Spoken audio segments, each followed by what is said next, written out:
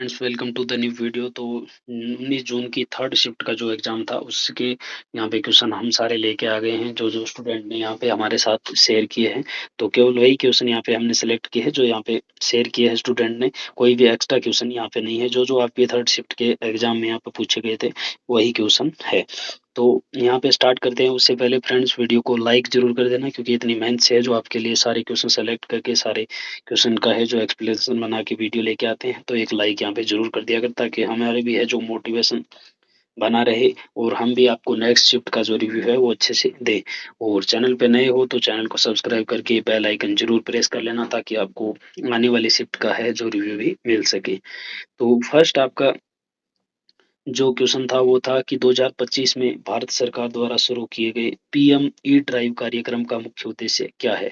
जो PM E drive कार्यक्रम हुआ था 2025 में शुरू, उसका मुख्य उद्देश्य क्या था। तो जो इलेक्ट्रिक को बढ़ावा देना और स्वच्छ परिवहन प्रणाली विकसित करना, इसका मुख्य उद्देश्य था। इलेक्ट्रॉनिक जो वाहन थे उनको बढ़ावा देना और स्वच्छ परिवहन प्रणाली विकसित करना। पीएम ई ड्राइव यानी PM electronic drive revolution in innovative vehicle enhancement, ये इसका फुल फॉर्म है। इस योजना का उद्देश्य इलेक्ट्रिक दोपहिया तिपहिया बस और चार्जिंग इंफ्रास्ट्रक्चर को प्रोत्साहित करना था, ताकि प्रदूषण को कम किया जा सके और हरित परिवहन को बढ़ावा मिले। तो ये क्वेश्चन था। नेक्स्ट यहाँ पे फ्रेंड्स क्वेश्चन पूछा गया था, भारत के राष्ट्रपति द्वारा प्रयोग की जाने वाली पॉकेट वीटो क्या होती है। यानी 3 प्रकार की, भारत आपको पता होगा 3 प्रकार की है जो वीटो का प्रयोग करता है भारत का राष्ट्रपति कर सकता है। तो उसमें से पॉकेट वीटो यहाँ पे पूछी गई थी। तो जब राष्ट्रपति है किसी विधेयक पर न तो अपनी स्वीकृति देता है और न ही उसे क्या करता है, अस्वीकार करता है, और न ही पुनर्विचार के लिए लौटाते हैं, बल्कि अनिश्चित काल के लिए अगर लंबित उसको रख देता है तो उसे हम पॉकेट वीटो कहते हैं। यानी मान लो उसको पॉकेट में डाल लिया है, उस पर कुछ है जो प्रतिक्रिया नहीं दे रहा है, तो इसे ही क्या कहते हैं, हम पॉकेट वीटो कहते हैं। और तो भारतीय संविधान में पॉकेट वीटो शब्द का है जो स्पष्ट उल्लेख नहीं है, लेकिन राष्ट्रपति किसी विधेयक पर निर्णय लेने के लिए कोई समय सीमा निर्धारित नहीं की गई है। इसी कारण विधेयक है जो लंबित रख सकते हैं। और भारत में इसका प्रसिद्ध उदाहरण 1986 में देखा गया था, जब तत्कालीन राष्ट्रपति ज्ञानी जेल सिंह ने इंडिया पोस्ट ऑफिस बिल पर निर्णय नहीं लिया था। तो अगर पूछ लिया जाए कौन से राष्ट्रपति ने यहाँ पॉकेट वीटो का प्रयोग किया है, तो 1986 में ज्ञानी जेल सिंह के द्वारा जो पोस्ट ऑफिस बिल था उस पर कोई प्रतिक्रिया नहीं दी गई थी, तो इसे क्या माना गया था, पॉकेट वीटो ही माना गया था। और वीटो शक्तियों में एक तो पूर्ण वीटो होता है, एब्सोल्यूट वीटो, एक निलंबनकारी वीटो जिसे सस्पेंशन वीटो कहते हैं हम, और एक होता है पॉकेट वीटो। 3 प्रकार के यहाँ वीटो है। तो आपको कमेंट बॉक्स में ये जरूर बताना है कि कौन से अनुच्छेद के तहत है जो राष्ट्रपति को वीटो की शक्तियाँ प्राप्त है, कमेंट में जरूर बताना। नेक्स्ट यहाँ पे है, मुगल सम्राट अकबर द्वारा लागू की गई मनसबदारी व्यवस्था का मुख्य उद्देश्य क्या था। जो मुगल सम्राट अकबर के द्वारा मनसबदारी व्यवस्था लागू की गई थी उसका मुख्य उद्देश्य क्या था। तो ये था सेना और प्रशासनिक अधिकारियों के रैंक, वेतन तथा जिम्मेदारियों का व्यवस्थित निर्धारण करना। जो सेना और प्रशासनिक अधिकारी थे उनके रैंक, वेतन और जिम्मेदारियों का व्यवस्थित निर्धारण करना था। और अकबर ने मनसबदारी व्यवस्था के माध्यम से है जो अधिकारियों को एक निश्चित मनसब यानी होता है पद या रैंक प्रदान किया था। और प्रत्येक मनसब को सैनिकों की संख्या और घोड़ों के रख रखाव की जिम्मेदारी के आधार पर वर्गीकृत किया जाता था। और इसी प्रणाली में जात व्यक्ति की व्यक्तिगत रैंक एवं प्रतिष्ठा को दर्शाती थी, जबकि सवार उसके अधीन रखी जाने वाली घुड़सवारों की संख्या को इंगित करता था। तो नेक्स्ट क्वेश्चन फ्रेंड्स यहाँ पे पूछा गया था कि वर्ष 2025 में ऑपरेशन बर्मा किस उद्देश्य से शुरू किया गया था। ऑपरेशन बर्मा तो ये है, म्यांमार में आई विनाशकारी भूकंप के बाद मानवीय सहायता और आपदा राहत के लिए प्रावधान किया गया था, शुरू किया गया था। जो म्यांमार में भूकंप आया था उसके बाद ये ऑपरेशन बर्मा है जो शुरू किया था। तो इम्पोर्टेंट है, 2025 में शुरू किया था। और इसके तहत क्या है, जो राहत सामग्री, चिकित्सा दल आदि भेजकर है जो मानवीय सहयोग यहाँ पे प्रदान किया था। और यह भारत की नेबरहुड फर्स्ट और आपदा सहायता नीति का महत्वपूर्ण उदाहरण माना जाता है। नेबरहुड फर्स्ट ये भारत की और आपदा सहायता नीति का महत्वपूर्ण उदाहरण है ऑपरेशन बर्मा। तो नेक्स्ट यहाँ पे क्वेश्चन पूछा गया था फ्रेंड्स कि सिंधु घाटी सभ्यता का कौन सा स्थल है वो अपने विशाल गोदी यानी डॉकयार्ड के लिए प्रसिद्ध है, तो कौन सा है वो है आपका लोथल। जो लोथल स्थल है सिंधु घाटी का वो यहाँ अपनी विशाल गोदी के लिए प्रसिद्ध है। फ्रेंड्स, वीडियो को अगर अभी तक लाइक नहीं किया तो लाइक यहाँ पे एक जरूर कर देना, रिक्वेस्ट आपसे। तो लोथल है जो क्या है, वर्तमान में कहाँ स्थित है, गुजरात में स्थित है और सिंधु घाटी सभ्यता का एक प्रमुख नगर था।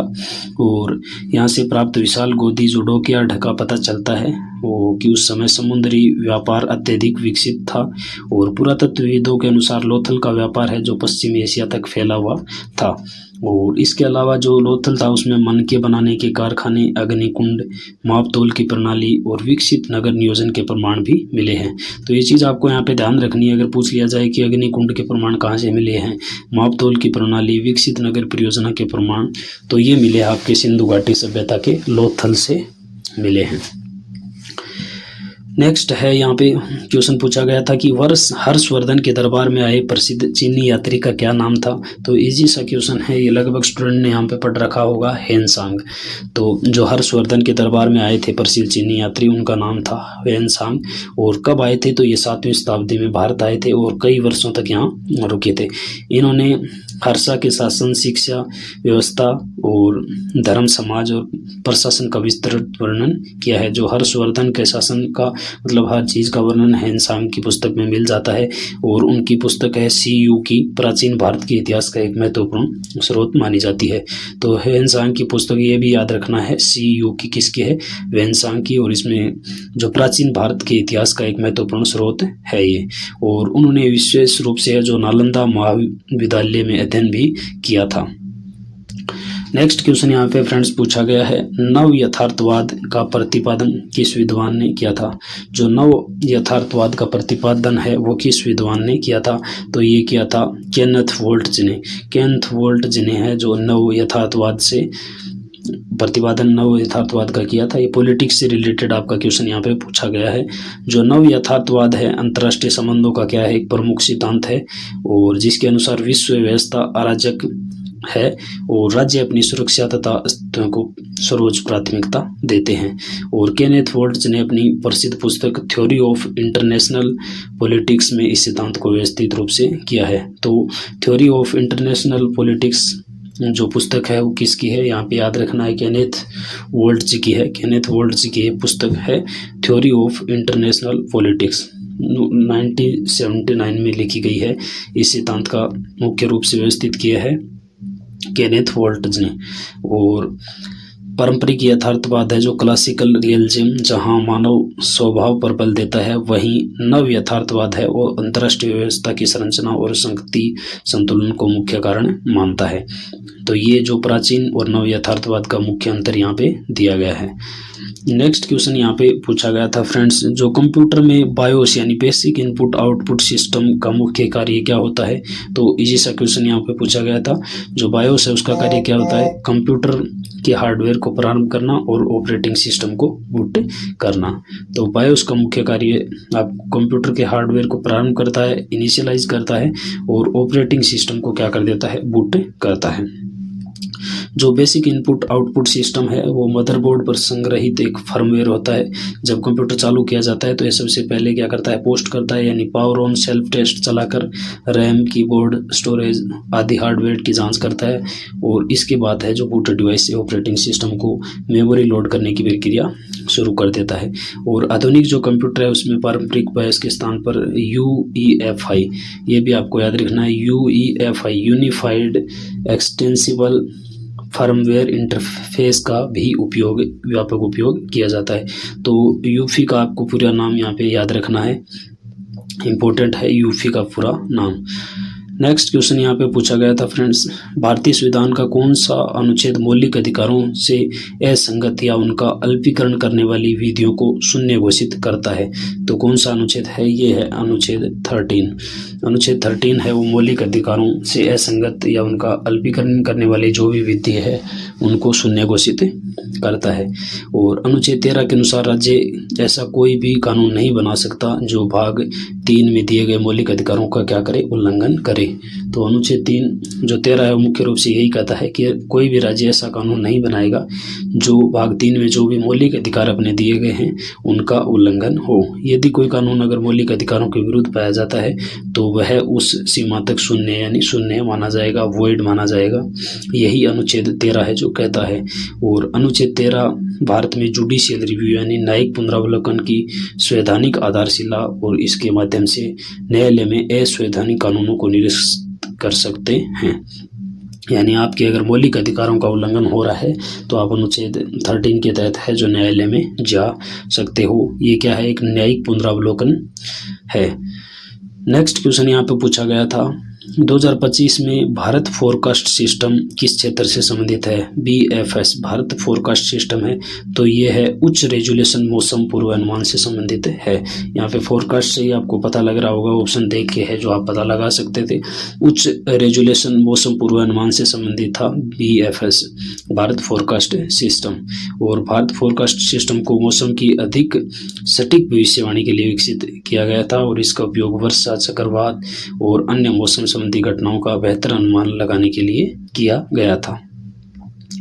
नेक्स्ट क्वेश्चन यहाँ पे फ्रेंड्स पूछा गया था आपका 105वां संविधान संशोधन अधिनियम 2021 का मुख्य उद्देश्य क्या था? जो 105वां संविधान संशोधन अधिनियम था 2021 उसका मुख्य उद्देश्य क्या था? तो राज्य और केंद्र शासित प्रदेशों को सामाजिक एवं शैक्षणिक रूप से पिछड़े वर्गों यानी OBC, SC, ST की अपनी सूची तैयार करने और बनाए रखने की शक्ति पुनः प्रदान करना था। जो 105वां अधिनियम था 2021 में जो संविधान संशोधन हुआ था उसका उद्देश्य यही था कि जो पिछड़े वर्ग है उनकी सूची तैयार करना और उनकी शक्ति उन्हें पुनः प्रदान करना, यही था। अब 102वां संविधान संशोधन के बाद ये विवाद उत्पन्न हो गया था कि OBC सूची बनाने का अधिकार केवल केंद्र के पास है, राज्यों के पास नहीं है। लेकिन जो 105वां संविधान संशोधन था उसमें स्पष्ट कर दिया कि राज्य सरकार भी है जो अपने राज्य स्तरीय पर OBC सूची तैयार कर सकती है और उन्हें संशोधित कर सकती है। तो ये क्या है, 102 और 105 आपस में इंटरकनेक्ट संविधान संशोधन अधिनियम है। कंप्यूटर में अगर पूछ लिया जाए कुकी क्या होती है, कुकीज जो हम बोलते हैं वो क्या होती है, तो ये क्या छोटी टेक्स्ट फाइल होती है जिसे वेबसाइट उपयोगकर्ता की जानकारी और प्राथमिकताओं को ब्राउज़र में संग्रहित करने के लिए उपयोग करती है। तो कुकीज़ आपको नॉर्मली याद रखना एक छोटी क्या होती है, टेक्स्ट फाइल होती है।